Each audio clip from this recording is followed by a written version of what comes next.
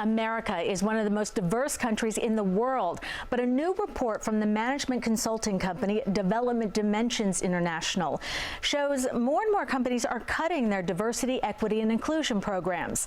To learn more about why that is, I'm joined by Dr. Arthur Langer. He is a professor at Columbia University's Teachers College and the founder of the nonprofit Workforce Opportunity Services. Thank you, Doctor, for being here. Thank you so much. It's a pleasure. What is behind this corporate trend of starting to cut these programs? Well, it's hard. Companies like to do the right thing. One of the things we do at Workforce is we really try to help these organizations fundamentally assimilate the talent at the operating levels. So why do you think we're seeing this happen?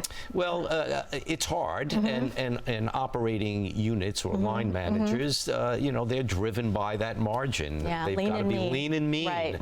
And how do they embrace this at a time when they're also trying to get things done quickly? So in your work, how do you encourage employees to hire diverse workforce? We reduce the risk. First of all, we're talent finders. We go into the systems, we find the right matching talent, but here's the difference. We hire them for a period of time. We provide them with health care insurance. We provide them with schooling and specific training and even what we call professional skills or soft skills. And we're working closely with that line managers. The first thing we say to them is, what do they need to know the first day they show up? And we're doing the background checks. We're like offensive linemen, right? If anything's in the way, we're going to be dealing with it as a nonprofit organization. What can we tell companies as far as statistics and the importance of having a diverse workforce? Well, one of my favorite sentences is, it's one thing to have diversity, it's another thing to be diverse. And what the value of that diversity truly is. And if you can win over that day-to-day manager, music to my ears is when someone in an organization that's running a business says, I want another WOS kid. I want another WOS veteran. But they need help. And we need to create a way in which the value is clearly seen. And if there's anything I know from myself, poor kid from the Bronx, the talent is there. Yeah. You just have to go find it.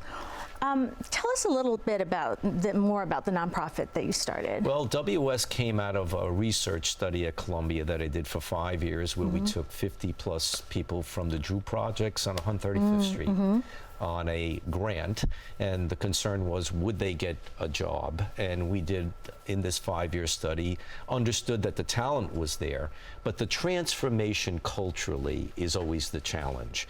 And companies being less risk averse, being more risk averse, especially public corporations, that it creates a problem to have that time. So how do you prepare those individuals and create a fair playing field?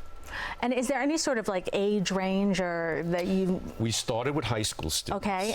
But then we discovered in a job for PSE&G, the energy company, where they wrote the jobs for college graduates, that we found tons of diverse candidates coming out of universities that couldn't find a job. Yeah. All right. And then, of course, in 2010, Prudential came to us and said, we want to do something with these veterans.